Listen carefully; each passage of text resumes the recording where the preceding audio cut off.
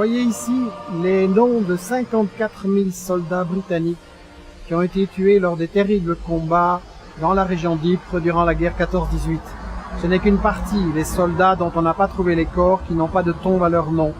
Et dans toute la région, vous avez encore plein de petits cimetières qui sont britanniques, allemands, français, belges.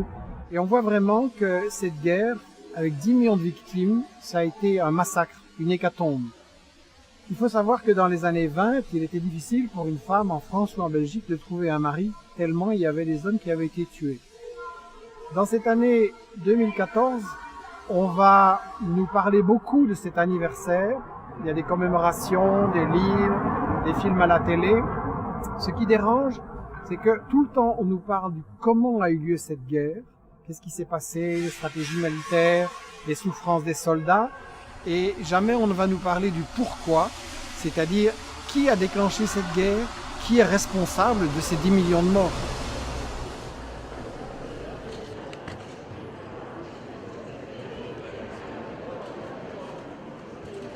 On nous annonce maintenant plein de films documentaires et de livres qui vont tout nous dire sur 14-18. On a par exemple les secrets de la Grande Guerre, mais en fait on est dans tous les détails, les événements, les uniformes, la vie quotidienne, etc. Ou alors on est dans la Première Guerre mondiale, les combats, donc la question de la stratégie militaire.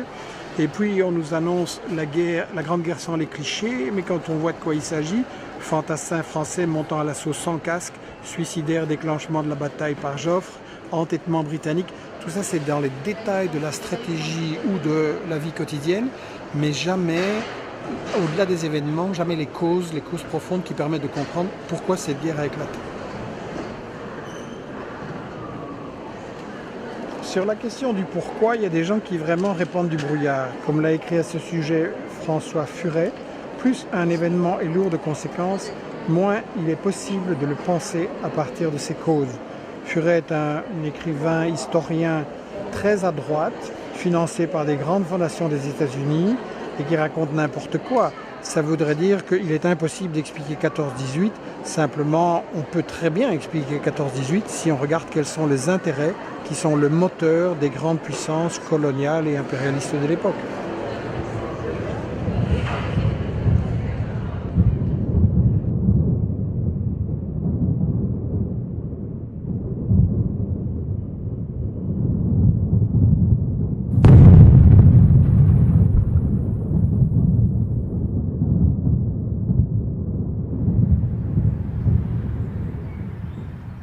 Je pense au contraire que nous avons la possibilité et la responsabilité aussi de comprendre cette guerre, responsabilité envers les millions de gens qui ont vécu le martyre dans des tranchées comme celle-ci avant de mourir, et responsabilité aussi envers les victimes des guerres d'aujourd'hui. Je pense que pour comprendre une guerre, c'est simple, il faut saisir les intérêts en présence, les intérêts qu'on nous cache, et à ce moment-là, tout s'éclaire.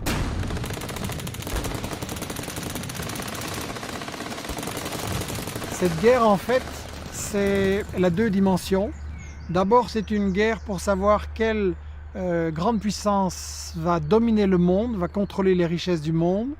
Et on a d'un côté les empires allemands et austro-hongrois, de l'autre côté la Grande-Bretagne, la France, la Russie. Et en fait, c'est une guerre, oui, pour savoir quelle grande puissance va contrôler les richesses du monde, contrôler les colonies, les matières premières. Et la deuxième dimension, c'est que c'est une guerre de classe en fait. Les élites de cette époque, l'aristocratie, la grande bourgeoisie industrielle et financière, ont une très grande crainte par rapport à la montée du mouvement ouvrier, la revendication de la démocratie, du suffrage universel. Elles veulent absolument garder leur pouvoir, leurs privilèges. Et donc c'est une guerre justement pour maintenir ce pouvoir et ces privilèges. Le bâtiment derrière moi est un bon exemple de l'architecture britannique qu'on appelle l'architecture impériale. C'est une architecture qui externalise, si vous voulez, l'idée de l'empire, du grand empire britannique du 19e siècle et même du début du 20e siècle, où la Grande-Bretagne était la maîtresse d'un quart du monde, avec des territoires en Afrique, en Inde, au Canada, un peu partout au monde. Eh bien, un des grands champions de cet impérialisme britannique était un milliardaire très connu, au nom de Cecil Rhodes. Cecil Rhodes avait peur des masses de la population, donc des ouvriers, des paysans en Grande-Bretagne. Il a craint qu'un jour la révolution viendra en Grande-Bretagne, à moins qu'on trouve une solution, à moins qu'on trouve une façon d'empêcher la révolution. Et selon lui, cette solution, c'était l'impérialisme. L'idée d'aller conquérir des terres, des territoires, en Afrique, en Inde, au Pakistan, en Afghanistan peut-être, la Mésopotamie, pourquoi pas, où il y a du pétrole. Et là, on pouvait envoyer les paysans, les ouvriers, le surplus démographique, cette pourriture des banlieues de Manchester, etc. Et là-bas, ils pouvaient aller jouer aux soldats, devenir peut-être un jour caporal ou sergent, et trouver la gloire ou la mort. Tant pis, on s'en débarrasse. C'est une façon de se débarrasser du surplus démographique des plébéiens britanniques, une façon de les occuper, et de, en fait, trouver la solution contre la révolution.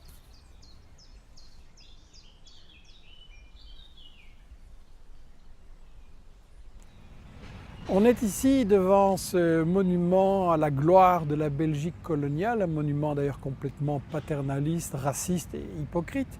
Et la question c'est pourquoi parler des colonies quand on parle de 14-18 ? Vers 1900, l'Europe capitaliste connaît une crise économique importante, surtout en France, en Angleterre, où après une période de croissance très dynamique, l'économie s'essouffle, en Allemagne moins, c'est un capitalisme plus jeune, plus dynamique. Et pourtant, à ce moment-là, on voit qu'il y a des très grosses sociétés, très puissantes dans ces pays, dans l'acier, la chimie, l'électricité, la banque, tout ça. Donc on va se dire pourquoi l'économie est faible ? Et bien justement parce que comment ces grosses sociétés ont-elles réussi à construire un véritable monopole ? On dirait aujourd'hui des multinationales, en appliquant la règle de base de l'économie capitaliste, c'est-à-dire que les gros poissons bouffent les petits. Mais comment est-ce qu'on devient un monopole ? C'est simple, en faisant travailler les ouvriers pour le moins cher possible, le plus dur possible, en les payant mal, en licenciant une partie, en faisant travailler les autres plus fort à cause de machines. Mais alors on a un problème évidemment. Si on devient un monopole en appauvrissant les travailleurs, avec quoi ils vont acheter ? À qui on va vendre?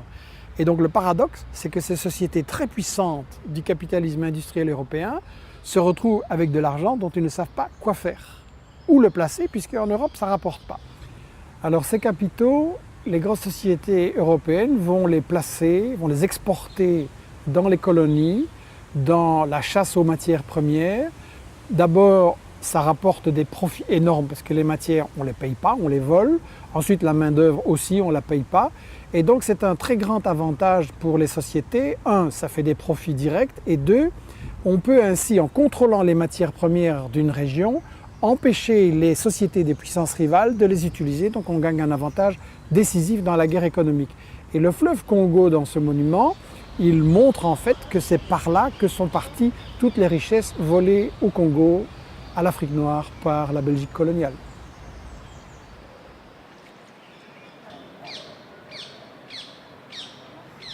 J'ai entrepris l'œuvre du Congo dans l'intérêt de la civilisation et pour le bien de la Belgique, signé Léopold II, menteur total.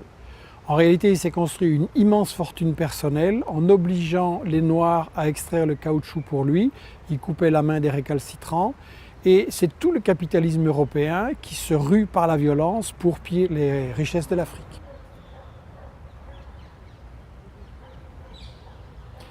Mais si toutes les puissances coloniales se ruent sur l'Afrique, comment est-ce qu'on partage les colonies? Par la violence militaire, par la force des armées. Évidemment, c'est emballé dans une jolie propagande, comme sur ce monument. L'héroïsme militaire belge anéantit l'arabe esclavagiste. Avec le temps, on a enlevé l'arabe parce que c'était vraiment trop hypocrite. Le colonialisme européen, ça a été le plus grand esclavagisme de l'histoire. Et le partage des colonies va se faire à la conférence de Berlin en 1885. Toutes les grandes puissances européennes se partagent le gâteau. Bien entendu, on n'a invité aucun Africain. La Grande-Bretagne rafle le gros morceau, près de 5 millions de kilomètres carrés, la France 3,5 millions, l'Allemagne seulement 1 million. Et ça, c'est une cause fondamentale de 14-18, c'est que l'Allemagne, qui maintenant a une économie plus développée, une armée aussi plus développée, eh bien, elle dit on va repartager le gâteau, j'ai pas eu assez.